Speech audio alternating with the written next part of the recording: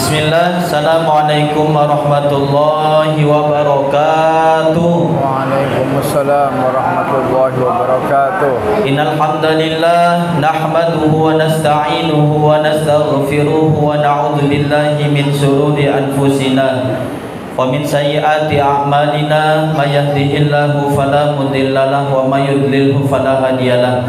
Asyhadu an la ilaha illallah wahdahu la syarika lah wa asyhadu anna Muhammadan 'abduhu wa rasuluhu la nabiyya ba'dah.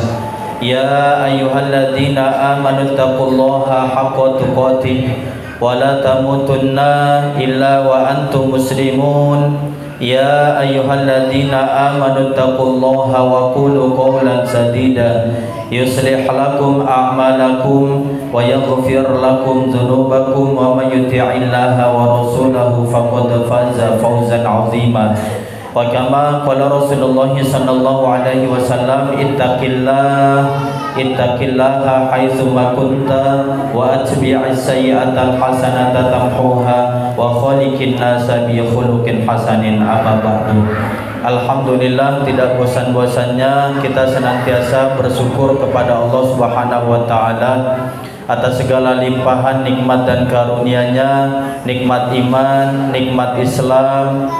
Salawat tariring salam semoga senantiasa Allah limpahkan kepada suri tauladan kita, yaitu Nabi Muhammad sallallahu alaihi wasallam, kepada keluarganya, sahabatnya, para tabi'in, tabi'ut tabi'in, serta orang-orang yang senantiasa istiqomah di dalam menjalankan sunnahnya. Semoga kita yang hadir pada sore hari ini mendapatkan syafaat di hari kiamat nanti. Amin ya rabbal alamin.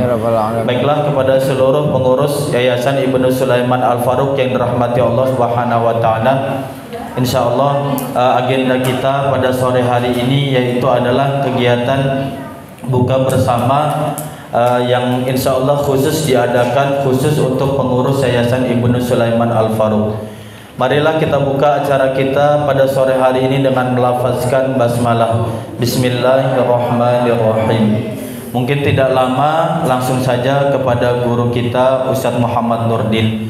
Beliau ini baru datang dari Pondok Pesantren Darul Aitam. Jadi menyempatkan waktu untuk datang ke Al-Faruq. Dikiranya terlambat, tapi luar biasa. Ya, dalam kondisi mungkin macet, sudah hujan, tapi insya Allah beliau menyempatkan untuk rela hadir untuk membersamai kita semua. Maka tolong kepada para ummahat, kepada anak-anak, agar kiranya kita menghormati guru kita. Apa yang beliau sampaikan nanti semoga menjadi sesuatu yang bermanfaat untuk kita semua. Mungkin langsung saja Ustaz, kepada Ustaz, waktu dan tempat kami persilakan. Assalamualaikum warahmatullahi wabarakatuh. Alhamdulillahi wahdah, sadaqa wa'dah, wa nasara 'abdah, wa a'azza jundah, wa hazamal ahzaba wahdah. Asyhadu an la ilaha illallah wa asyhadu anna Muhammadan 'abduhu wa rasuluh, la nabiyya wa la rasula ba'dah. Arsalahu bil huda wa dinil haqq liyudhhirahu 'ala ad-dini kullih wa kafa billahi syahida. Allahumma sholli ala Muhammadin wa ala alihi wa sahbihi ajmain. Amma ba'd. Bapak-bapak, ibu-ibu serta anak-anak keluarga besar Yayasan Ibnu Sulaiman Al-Faruq, jajaran pengurus dan juga aktivis. Pertama dan utama, tidak bosan-bosan kita memanjatkan puji syukur kehadirat Allah Subhanahu wa taala. Kita masih diizinkan oleh Allah berumur panjang, yaitu bisa bertemu dengan Ramadan. Tadi pagi di kompleks saya jam 6.30 tetangga meninggal dunia. Tetangga, kalau saya gang kedua, ini gang pertama. Orangnya sebenarnya kelihatannya seger kok, sehat. Ya, badannya seperti Hafiz lah, seger sehat. Ya. Tapi tidak mengira ternyata dia mengidap penyakit komplikasi. Ya. Jadi ada diabetes, ada, tapi tidak stroke, dia tidak stroke. Dia PNS di Pemkor. Ya. Nah, kemudian dimakamkan di Kebun Jahe ya. Kebun Jahe itu mana? Dekat Chandra Ustaz ya? Yang dekat rumah Anda dulu Ustaz. Anda ya? Iya, Menjahit. Itu namanya Kebun Jahe ya? Ya, dimakamkan di situ. Di pemakaman keluarga katanya. Emang ada di situ pemakaman keluarga tak?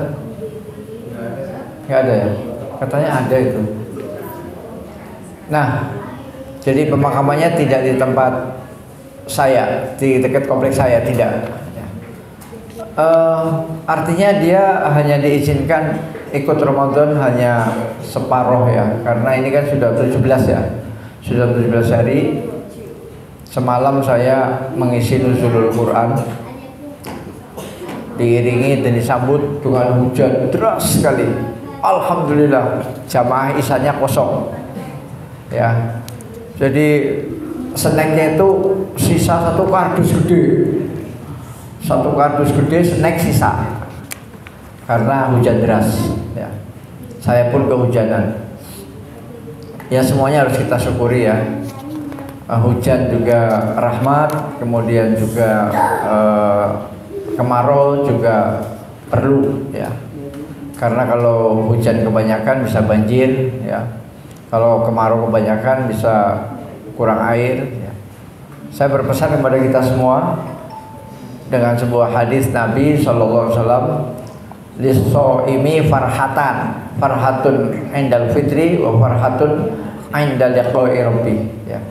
Bagi orang yang berpuasa ada dua kegembiraan ya. Buktinya hari ini pada gembira semua melihat pempek, melihat jeruk, melihat duku, melihat melon, martabak, tahu dan lain-lain ya. Jadi ini yang kegembiraan pertama adalah saat berbuka.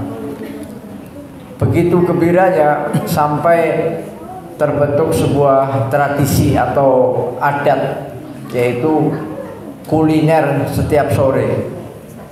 Di mana-mana kuliner, tidak peduli itu Wahai Halim, tidak peduli itu pengajaran, tidak peduli itu di depan kantor balai kota, pokoknya di mana-mana kuliner, sehingga macet ya, macet.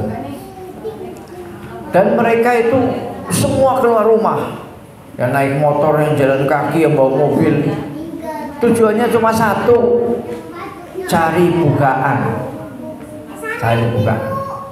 Sampai-sampai di dinas apa itu namanya, yang relatif, yang ini loh, dinas ekonomi kreatif apa namanya, Dekranasda ya, Dekranasda, sampai ada tulisan pasar takjil. Jadi pasar khusus takjil itu, saking kreatifnya ya Dekranasda. Baik ibu-ibu sekalian, pada sore hari ini Ustadz Heri mau membaca satu atau dua hadis. Tolong Ustadz Heri dibaca, nanti saya akan menerangkan. Ya, bismillah. Assalamualaikum warahmatullahi wabarakatuh. Waalaikumsalam warahmatullahi wabarakatuh. Baiklah, di sini saya ditugaskan oleh Ustadz untuk membacakan salah satu dari materi mungkin kawan-kawan sudah punya ya, yang dari Darul Aitam, yaitu adalah orang-orang yang mendapatkan rahmat Allah Subhanahu wa taala. Ya, di sini saya milih materi mendamaikan orang yang sedang bertikai. Ya, ternyata ikhwan-ikhwan, di akhir hadis ini kata Nabi, ketika Nabi mengatakan kepada para sahabat, mau tidak kalian aku kabarkan ada amalan yang lebih baik daripada sholat, sodako dan puasa. Jadi ternyata mendamaikan saudara yang sedang bertikai itu pahala keutamanya lebih besar daripada ibadah puasa, sholat dan sedekah. Bayangkan ikhwan-ikhwan, antum ahli sholat, ahli sedekah, ahli puasa, tapi kalau bertikai, nah ini yang menjadi konflik kita. Saya berharap kita sudah lama kumpul dulu bersama dengan guru kita Ustadz Ardiansyah, Allah yarham. Semoga Allah mengampuni beliau, menempatkan beliau di tempat yang terbaik di sisi Allah Subhanahu wa taala, dan diterima oleh Allah Subhanahu wa taala seluruh amalnya, dan ditempatkan yang terbaik di sisi Allah Subhanahu wa taala. Amin ya rabbal alamin. Satu pelajaran yang masih saya ingat dari beliau adalah ketika beliau menyampaikan nasihat kepada kita semua, ketika kita terjadi konflik, maka manajemen konflik inilah yang seharusnya menjadikan kita semakin dewasa, bahwasanya konflik itu mendewasakan kita, bukan menjadikan kita semakin berpecah belah dan bercerai-berai. Nah, maka dimohon kepada seluruh pengurus untuk bisa kita sama-sama mengambil hikmah dan pelajaran daripada kitab yang disampaikan ini. Mendamaikan orang yang sedang bertikai, pada dasarnya seorang muslim itu adalah bersaudara bagi orang muslim yang lainnya.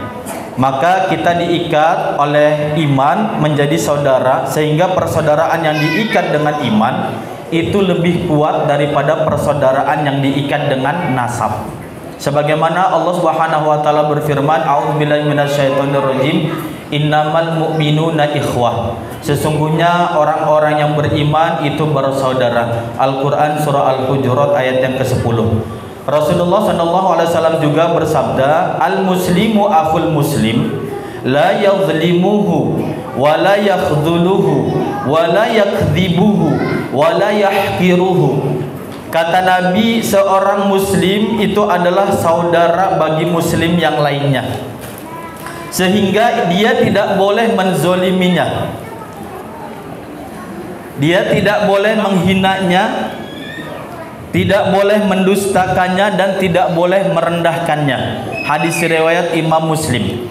Oleh karenanya segala perkara yang menyebabkan terjadinya perselisihan, permusuhan, perpecahan itu seluruhnya dilarang oleh syariat, seperti mengadu domba, ghibah, berburuk sangka, mencari-cari kesalahan orang lain, menyebarkan rahasia, membeli di atas pembelian saudaranya, dan yang lainnya. Sebagaimana Nabi SAW bersabda dalam sebuah hadisnya yang diriwayatkan oleh sahabat Abu Hurairah, bahwasanya Rasulullah SAW bersabda, kalian jangan saling mendengki, jangan saling najasi, menipu dalam jual beli.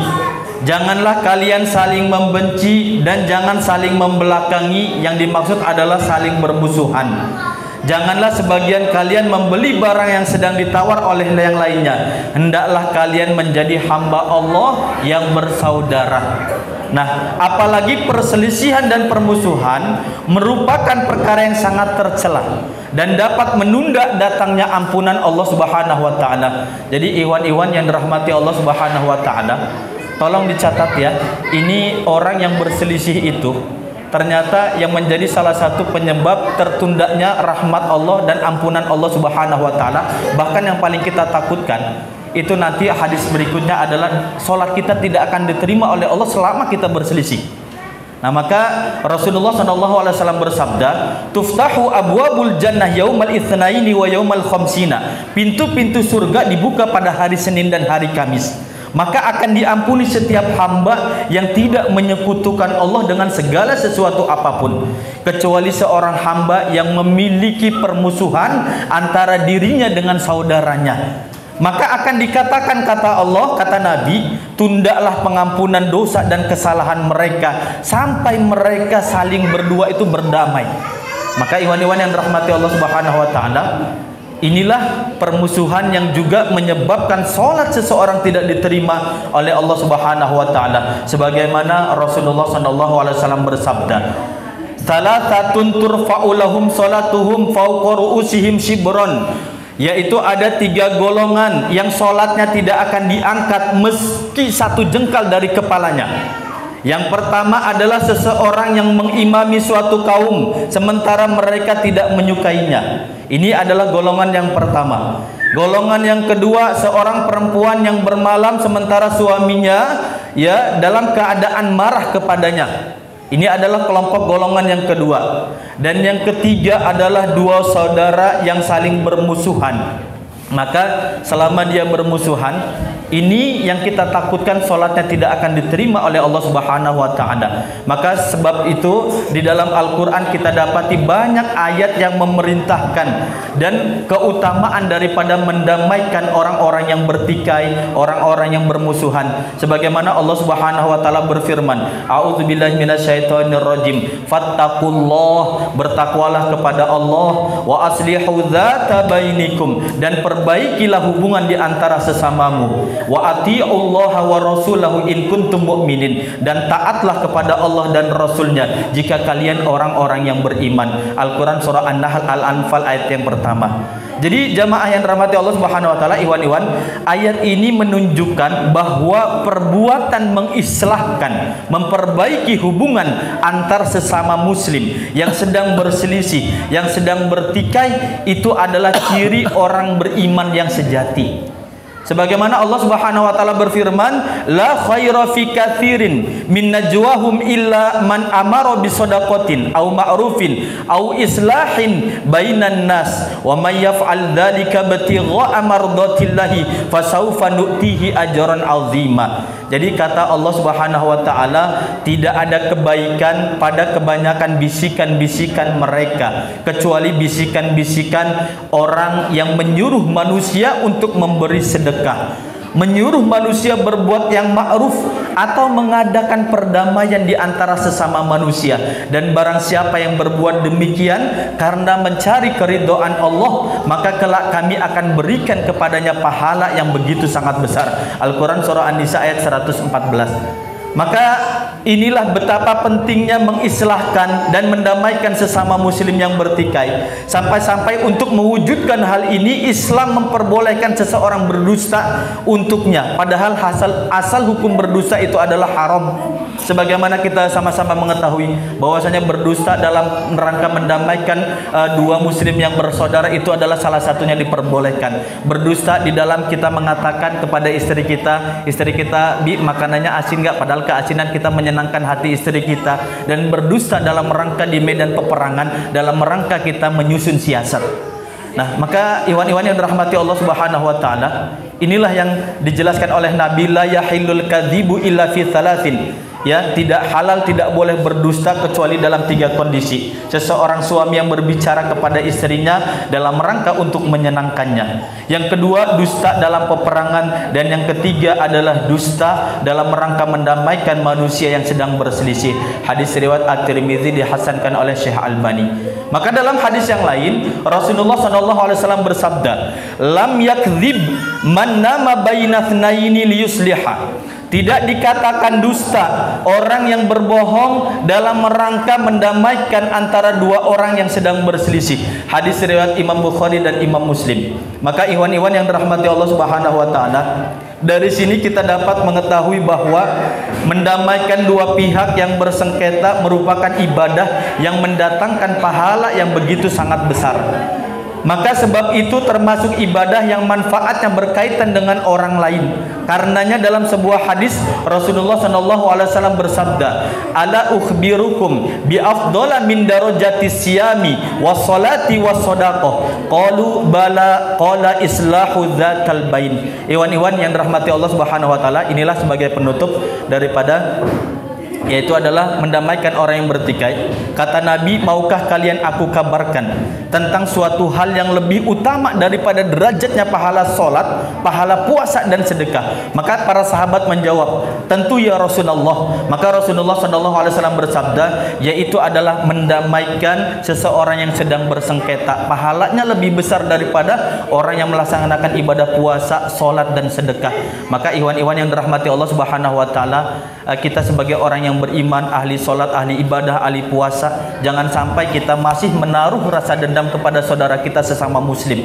Maka puncak daripada keutamaan mendamaikan saudara yang sedang berselisih dan bermusuhan adalah akan mendapatkan rahmat Allah Subhanahu wa taala. Sebagaimana Allah Subhanahu wa taala berfirman, a'udzubillahi minasyaitonirrajim, innamal mu'minuna ikhwatun fa aslihu baina akhwaikum wattaqullaha la'allakum turhamun. Sesungguhnya orang-orang mukmin itu bersaudara. Karenanya damaikanlah antara kedua saudaramu dan bertakwalah kepada Allah supaya kamu mendapatkan rahmat Allah Subhanahu wa taala. Al-Qur'an surah Al-Hujurat ayat 10. Yang terakhir, iwan-iwan yang dirahmati Allah Subhanahu wa taala, kalau disebutkan kalimat rahmat di sini di dalam pembukaan yang awal, ternyata rahmat yang dimaksud di situ adalah ketika seorang hamba mendapatkan rahmat Allah. Yang dimaksud dalam ayat ini, maka Imam Ibnu Katsir menjelaskan adalah surganya Allah Subhanahu wa taala. Mungkin ini yang bisa saya bacakan.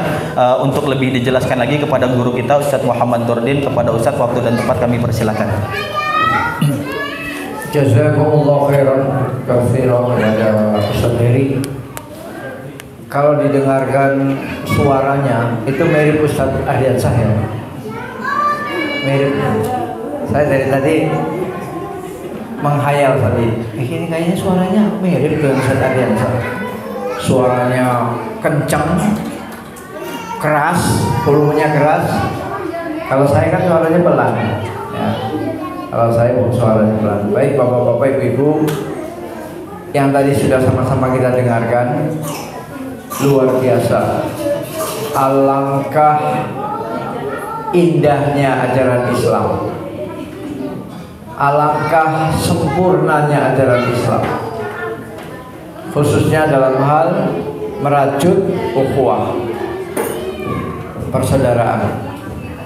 Dan persaudaraan dengan dasar akidah, persaudaraan dengan dasar iman, ikatan iman itu jauh lebih kuat daripada ikatan darah atau nasab. Nah, sekarang contoh nih, Rahim punya saudara kandung berapa? Hah? 6. Dalam seminggu ketemu saudara berapa kali? Tiap hari ketemu, karena rumahnya dekat. Ya, rumahnya dekat. Oke. Itu bisa diterima dengan akal. Agus punya saudara kandung berapa? Berapa? 2. Dalam seminggu ketemu saudara kandung berapa kali? Setahun sekali. Nah, itu contoh, ya. Jajang punya saudara kandung berapa? 3. Dalam seminggu ketemu berapa kali? Dalam sepekan? 2 bulan. Satu lagi terakhir, Hafiz punya saudara kandung berapa? 4. Dalam seminggu berapa kali ketemu? Berapa? Tiap hari. Karena di pasar, ya. Nah, sekarang saya punya saudara kandung, 1 di Panjang namanya Hasan, 1 di Karangsari, Karanganyar namanya Burhan, 1 di Sukabumi namanya Dai. Nah, dalam seminggu saya belum tentu ketemu sama mereka, belum tentu ketemu, ya.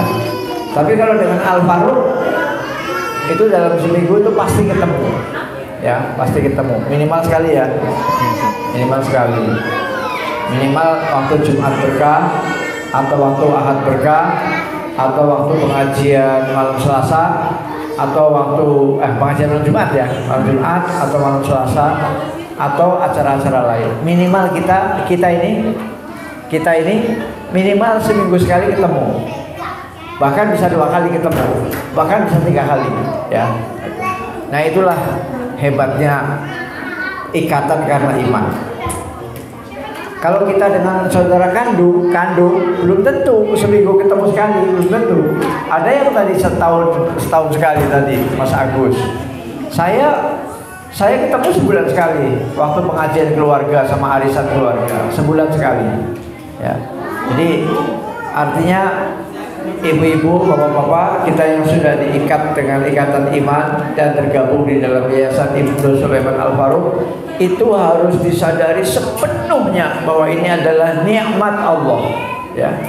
Ada kan ayat yang berbunyi bahwa sesungguhnya kamu ada di tepi jurang neraka, kemudian dengan nikmat Allah kamu bersaudara. Ada kan? Tuh, surat apa itu Mas Edi? Ya. Jadi betul-betul bersaudara ini adalah nikmat Allah, ya. Maka jangan sampai kita absen dalam setiap momen-momen acara kita dengan alasan-alasan yang tidak syar'i, ya. Misalnya batuk, kemudian pilek, kemudian pusing. Nah, padahal pusingnya pusing karena belum bayar utang, ya, bukan pusing karena sakit, bukan. Nah, jadi itu yang perlu saya sampaikan pada sore hari ini. Maka yakinlah adik-adik semuanya. Jadi ini karena sudah mau buka, jadi kita siap-siap menyusun barisan. Tadi sudah panjang lebar dibacakan oleh Ustaz Heri. Insyaallah mudah-mudahan kita semua bisa mencerna, ya. Dan semangat di dalam bekerja untuk melayani umat, ya semangat, ya semangat dalam bekerja untuk melayani umat, ya. Jangan sampai kita kendor, ya. Jangan sampai kita sakit hati sesama kita. Semuanya saja. Silakan bercanda tapi jangan overdosis. Kalau overdosis, sehebat-hebatnya kita suatu saat tersinggung, ya, tersinggung sehingga terjadi keretakan. Padahal tadi hadis yang dibaca oleh Ustaz Heri yang terakhir mengerikan sekali. Kalau kita sampai berselisih, bertikai, maka ibadah kita belum diangkat, walaupun hanya sejengkal, belum diangkat ke langit, belum diangkat ke langit. Jadi ibadah kita masih di bumi, ya. Nah, apa kita tidak sedih? Ibadah kita segera tidak diangkat ke langit, ya, tidak dilaporkan kepada Allah. Nah, itulah saya kira kita siap-siap berbuka. Dari saya cukup sekian. Wabillahi taufiq wal hidayah. Assalamualaikum warahmatullahi wabarakatuh. Waalaikumsalam warahmatullahi wabarakatuh.